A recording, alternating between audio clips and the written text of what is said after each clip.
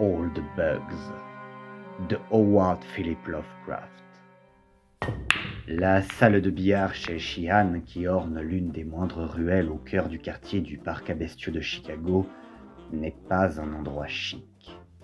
L'air chargé de mille odeurs telles que Coleridge a pu en trouver à Cologne y connaît trop rarement les rayons purifiants du soleil et doit disputer la place aux âcres fumées d'innombrables cigares et cigarettes bon marché collées aux lèvres grossières d'innombrables animaux humains qui hantent ces lieux jour et nuit. Mais la popularité du Sheehan's reste intacte. Et à cela, il y a une raison évidente pour qui prendra la peine d'analyser les puanteurs mêlées qui dominent ici. Par-dessus et au-delà des fumées de l'étouffoir nauséeux, monte un arôme autrefois familier à travers tout le pays, mais à présent heureusement exilé dans les bas quartiers de la vie par l'édit d'un gouverneur bienfaisant. L'arôme du fort, du détestable whisky, précieux fruit défendu en effet en ces temps de grâce 1950.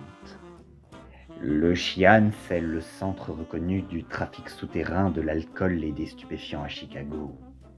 Et comme tel, il garde une certaine dignité qui s'étend même aux habitués débraillés de l'endroit. Mais récemment encore, il y avait quelqu'un qui était exclu de cette dignité. Quelqu'un qui partageait la misère et la crasse, mais non l'importance du Sheehan's. On l'appelait Old Bugs. Et c'était l'individu le plus louche de ce louche milieu. Ce qu'il avait pu être autrefois excitait beaucoup de curiosité, car son langage et sa façon de parler quand il atteignait un certain degré d'ébriété avaient de quoi susciter l'étonnement, mais ce qu'il était posait moins de problèmes, car Old Bugs incarnait au plus haut degré l'espèce pathétique de l'épave ou du clochard. D'où venait-il? Nul n'aurait su le dire. Une nuit, il avait fait violemment irruption au Sheehan's, l'écume à la bouche, réclamant à grands cris du whisky et du hashish. Et ayant été ravitaillé contre la promesse d'effectuer de menus travaux, il était toujours resté là depuis, à balayer les planchers, nettoyer les crachoirs et les verres, se chargeant de quantité de tâches serviles en échange de la boisson et des drogues qui lui étaient nécessaires pour se garder en vie et sain d'esprit. Il parlait peu, et généralement dans le jargon ordinaire de la pègre. Mais de temps à autre, quand une dose exceptionnellement généreuse de mauvais whisky l'avait échauffé, il éclatait en kyrielles de polysyllabes incompréhensibles, de fragments de prose et de vers sonores, d'où certains habitués concluaient qu'il avait connu des jours meilleurs. Un client fidèle, qui se cachait à la suite d'un détournement de fonds, en vint à converser régulièrement avec lui, et d'après le ton de ses propos, avança l'idée qu'il avait été écrivain ou professeur en son temps. Mais le seul témoignage tangible du passé de Old Bugs était une photographie fanée qu'il portait toujours sur lui, celle d'une femme aux traits nobles et beaux. Il la tirait parfois de sa poche déchirée, la sortait avec précaution de son enveloppe de papier de soie, et la contemplait pendant des heures avec une expression d'ineffable nostalgie. Ce n'était pas le portrait de quelqu'un qu'un individu du milieu eût pu connaître, mais une dame de qualité et d'éducation raffinée, vêtue d'une toilette qui datait de 30 ans. Old Bugs lui-même semblait appartenir au passé, car ses vêtements indéfinissables portaient toutes les marques d'une autre époque. C'était un homme de très haute taille, probablement plus de 6 pieds, bien que ses épaules voûtées les démentît quelquefois. Ses cheveux, d'un blanc sale et tombant par plaques, n'étaient jamais peignés, et sur son visage maigre poussait une barbe miteuse de plusieurs jours, qui paraissait toujours hérissée, jamais rasée, et cependant jamais assez longue pour lui faire des favoris respectables. Ses traits, peut-être nobles autrefois, portaient les marques effroyables d'une terrible débauche. Pendant un temps, sans doute à la maturité, il avait manifestement été très gros, mais il était devenu affreusement maigre, une chair cramoisie pendant en poche flasque sous ses yeux chassieux et sur ses joues. Pour tout dire, Old Bugs n'était pas agréable à regarder. Son caractère était aussi bizarre que son aspect. Habituellement, c'était le type même de l'épave, prêt à tout pour un nickel, pour une dose de whisky ou de hashish. Mais à de rares intervalles, il révélait les traits qui lui avaient valu son nom. Alors il essayait de se redresser, et une sorte de feu se glissait dans ses yeux noyés. Son attitude prenait une grâce involontaire et même de la dignité, et les êtres abrutis qui l'entouraient éprouvaient quelque chose, comme une supériorité, quelque chose qui les faisait moins prompts à dispenser les perpétuels coups de pied et claques aux pauvres hommes de peine, leurs victimes. Il faisait preuve à ces moments-là d'un humour sardonique en remarque que les gens du Shihans jugeaient idiote et absurde.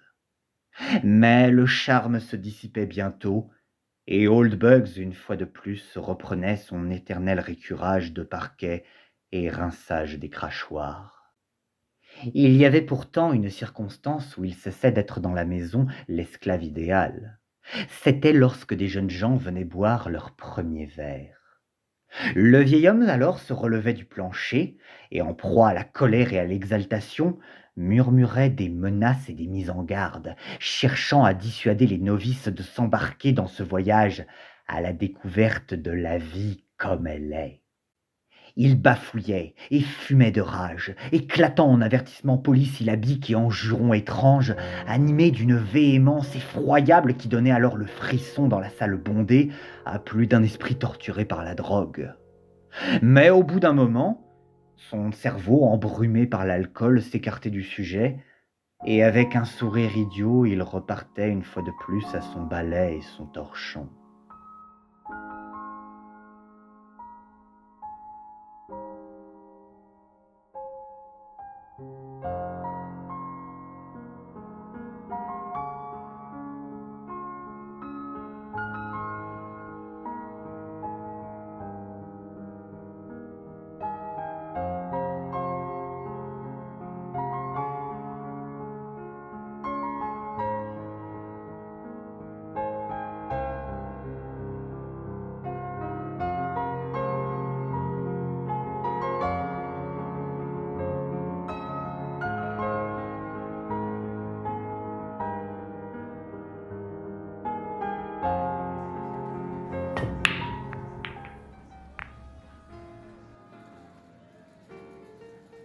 Je doute que beaucoup d'habitués du Shihans oublient jamais le jour où vint le jeune Alfred Trevor. C'était une vraie trouvaille, un jeune riche et fougueux qui irait jusqu'au bout de tout ce qu'il entreprendrait. Tel fut du moins le verdict de Pete Schultz, le commissionnaire du Shihans, qui avait rencontré par hasard le jeune homme à Lawrence College, dans la petite ville d'Appleton, Wisconsin. Trevor était le fils de gens connus à Appleton. Son père, Carl Trevor, était attorney et citoyen de marque, tandis que sa mère s'était faite une réputation enviable de poétesse sous son nom de jeune fille, Eleanor Wing. Alfred était lui-même cultivé et brillant poète, bien qu'affligé d'une certaine légèreté puérile qui en faisait la proie rêvée pour le commissionnaire du Shihans.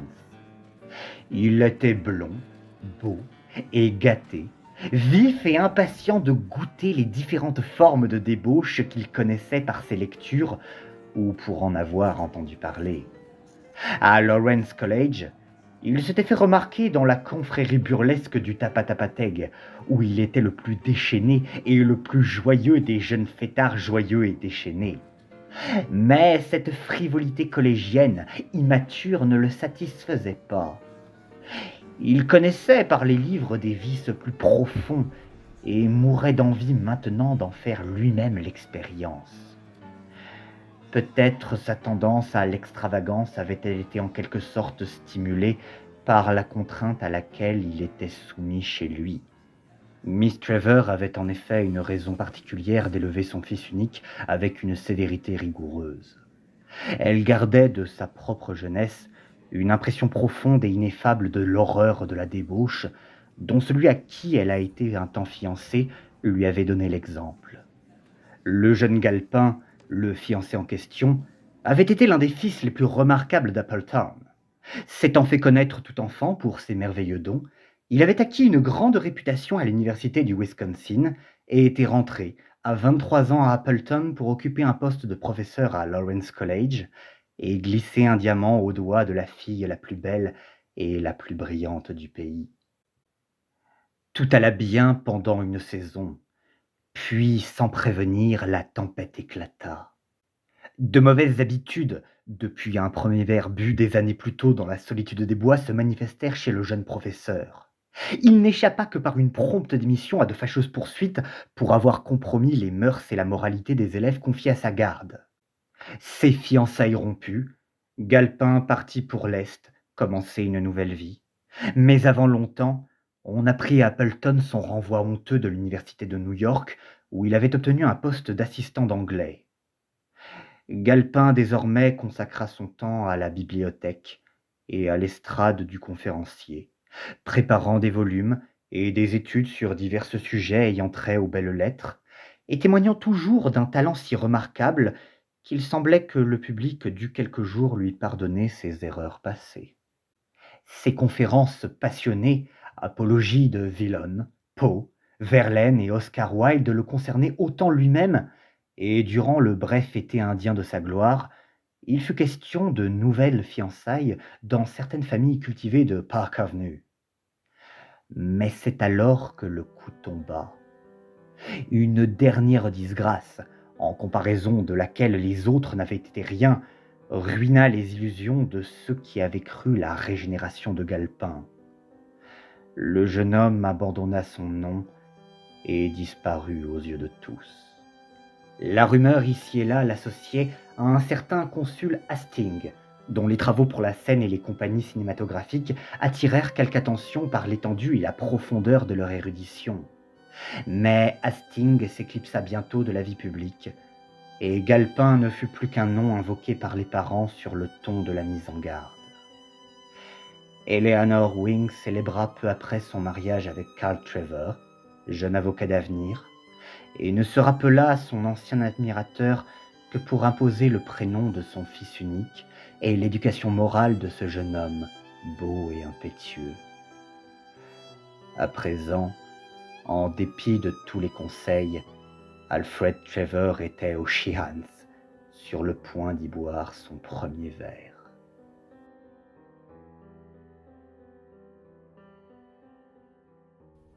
Patron! Cria Schultz, en entrant avec sa victime dans la salle aux senteurs ignobles. Venez faire la connaissance de mon ami Al Trevor, un des plus chouettes petits gars de Lawrence, qui est à Appleton, Wisconsin, vous savez. Un mec bien en plus. Son père, c'est un grand avocat d'affaires dans le patelin, et puis sa mère, c'est une espèce de génie en écrit. Il veut voir la vie comme elle est, savoir à quoi ressemble le vrai goût du raid. Alors oubliez pas que c'est mon copain, et traitez-le comme il faut. Au moment où furent prononcés les noms de Trevor, Lawrence, Appleton, les désœuvrés semblèrent pressentir quelque chose d'anormal. Peut-être était-ce seulement un son qui évoquait le cliquetis des boules sur le billard, ou celui des verres qu'on apportait des régions secrètes de l'arrière. Rien que cela, peut-être. Plus un bruissement étrange des tentures sales de l'unique fenêtre enfumée. Mais beaucoup crurent que quelqu'un dans la pièce avait grincé des dents ou poussé un très gros soupir. Content de vous voir, Sheehan. Dit Trevor d'un ton tranquille et bien élevé. C'est ma première expérience dans un endroit comme celui-ci, mais j'apprends la vie, et je ne veux manquer d'aucune expérience. Et il y a une poésie là-dedans, vous savez, ou peut-être ne le savez-vous pas, mais ça ne fait rien. Jeune homme, vous êtes tombé au bon endroit pour connaître la vie. On a tout ici, la belle vie et le bon temps. Ce foutu gouvernement peut bien essayer de rendre les gens bons s'il veut, mais il peut pas empêcher un gars de faire la vie quand ça le prend. Quoi que vous voulez mon gars, du raid, de la coke ou une autre sorte de dope, vous pouvez rien demander qu'on n'a pas. Les habitués disent que c'est à ce moment-là qu'ils remarquèrent l'arrêt des coups réguliers et monotones du ballet. Je veux du whisky, du bon vieux riz. Je vous dirai que j'en ai vraiment assez de l'eau après avoir lu le récit des joyeuses beuveries que souffraient les camarades dans les temps anciens. Je ne peux pas lire un anacréontique sans en avoir l'eau à la bouche. Et ce qu'il faut à ma bouche, c'est quelque chose de beaucoup plus fort que de l'eau. Anacléontique? Qu'est-ce que c'est que ce sacré truc-là? Plusieurs curieux levèrent les yeux tandis que le jeune homme allait un peu au-delà de leurs compétences. Mais le banqueroutier leur expliqua qu'Anacréon était un joyeux luron qui vivait voilà très longtemps et qui avait écrit combien il s'était amusé quand le monde entier ressemblait au Shihans. Voyons, Trevor. Est-ce que Schultz n'a pas dit que votre mère aussi était une femme de lettres? Bon Dieu, oui. Mais ça n'a rien à voir avec le vieux Théosien. C'est une de ces ennuyeuses rabâcheuses de morale qui essaie de bannir toute joie de la vie. Le genre à l'eau de rose. Vous n'en avez jamais entendu parler? Elle écrit sous son nom de jeune fille, Eleanor Wing. C'est là que Old Bugs arrêta son balai. Eh bien, voilà votre affaire! Du bon vieux rye! Et puis un sanglier que vous pouvez dégoter dans tout le chic! Annonça jovialement Shihan, tandis qu'on roulait dans la pièce un plateau de bouteilles et de verres. Les yeux du jeune homme brillèrent, et ses narines palpitèrent aux émanations du liquide brunâtre que lui versait un domestique. Il lui répugnait honiblement et révoltait toute sa délicatesse native, mais toujours décidé à goûter la vie à fond, il fit bonne contenance. Avant que sa résolution ait été mise à l'épreuve, l'imprévisible survint. Old Bugs, surgissant de la position accroupie où il s'était tenu jusque-là, bondit sur le jeune homme et lui fit sauter des mains le verre déjà levé, attaquant presque simultanément avec son balai le plateau de bouteilles de verre et en dispersant le contenu sur le plancher dans un désordre de liquide odorifant, de bouteilles et de verres brisés. Beaucoup d'hommes, ou ce qui avait été des hommes, se jetèrent à terre et lapèrent les flaques d'alcool répandues, mais la plupart demeurèrent impassibles, observant la conduite sans précédent de l'épave asservie du bar. Old Bugs se redressa devant Trevor, stupéfait, et d'une voix douce et cultivée lui dit « Ne faites pas cela. J'étais comme vous autrefois, et je l'ai fait. À présent, je suis ce que vous voyez. » De quoi te mêles-tu, sacré vieil abruti? À quoi penses-tu de venir déranger un gentleman dans ses plaisirs? Cria Trevor. Shihan, revenant enfin de sa stupeur, vint poser une lourde main sur l'épaule de la vieille épave. C'est la fin pour toi, vieux hibou! Quand un monsieur vient boire un verre ici, bon Dieu, il fera sans que tu t'en mêles! Maintenant, fous le camp avant que je te botte le cul! Mais Shihan avait compté sans la connaissance scientifique de la psychologie pathologique et les effets de l'excitation nerveuse. Old Bugs, empoignant son balai d'une main ferme, le brandit comme le javelot d'un hoplite macédonien et eut tôt de faire balayer un espace considérable autour de lui, tout en hurlant divers fragments incohérents de citations, parmi lesquels revenaient surtout « Les fils de Bélial, gonflés d'insolence et de vin !» La salle tournait au chaos, les gens poussaient des cris et hurlaient de peur devant l'être menaçant qu'ils avaient réveillé. Trevor paraissait interdit dans sa confusion et reculait contre le mur à mesure que la violence montait. « Il ne boira pas! Il ne boira pas !» Ainsi rugit Old Bugs, qui semblait avoir épuisé ou dépassé les citations. Des agents attirés par le bruit parurent à la porte, mais ils ne firent d'abord pas un geste pour intervenir. Trevor, maintenant complètement terrorisé et guéri à jamais de son désir de découvrir la vie par quelque chemin du vice, se rapprocha peu à peu des nouveaux êtres venus en uniforme bleu. S'il pouvait s'échapper, se disait-il, et attraper un train pour Appleton. Il considérait ses études de débauche comme tout à fait achevées. Puis soudain, Old Bugs cessa de brandir son javelot et s'immobilisa, se redressant plus droit que ne l'avait jamais vu aucun des autres de ce lieu. « Ahwe Caesar, morituros te saluto !» hurla-t-il, et sur le plancher qui puait le whisky, il s'écroula pour ne plus se relever. Ce qui suivit, le jeune Trevor ne l'oubliera jamais. L'image est floue mais indéracinable. Les agents se frayèrent un chemin à travers la foule, interrogeant minutieusement chacun au sujet de l'incident et du mort sur le parquet. Sheehan en particulier fut pressé de questions, sans pourtant révéler aucune information utile concernant Old Bugs. Alors le banqueroutier, se rappelant la photographie, suggéra qu'on la regarde et qu'on la dépose pour authentification à l'administration centrale de la police. Un policier se pencha à contre-cœur sur la silhouette répugnante aux yeux vitreux et trouva le petit carton enveloppé dans du papier de soie qu'il fit passer parmi les autres. « Une poulette !» s'écria un ivrogne avec un clin d'œil dès qu'il aperçut le beau visage. Mais ceux qui étaient censés, au contraire, regardèrent avec respect et une certaine confusion les traits délicats et purs.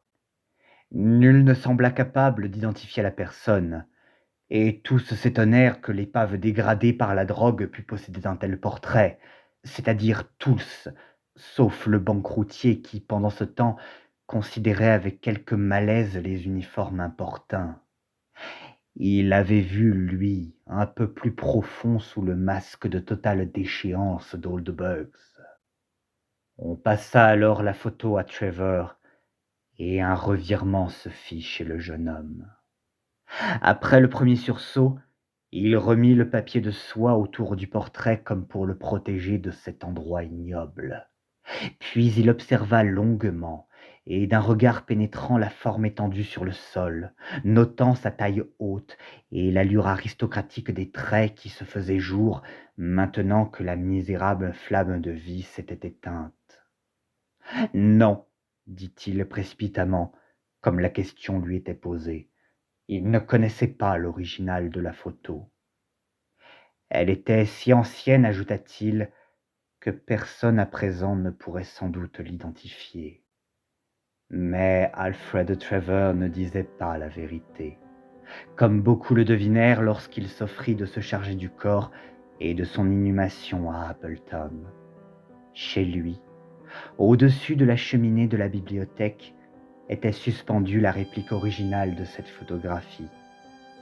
Et toute sa vie, il avait connu et aimé son original. Car les doux et nobles traits étaient ceux de sa propre mère.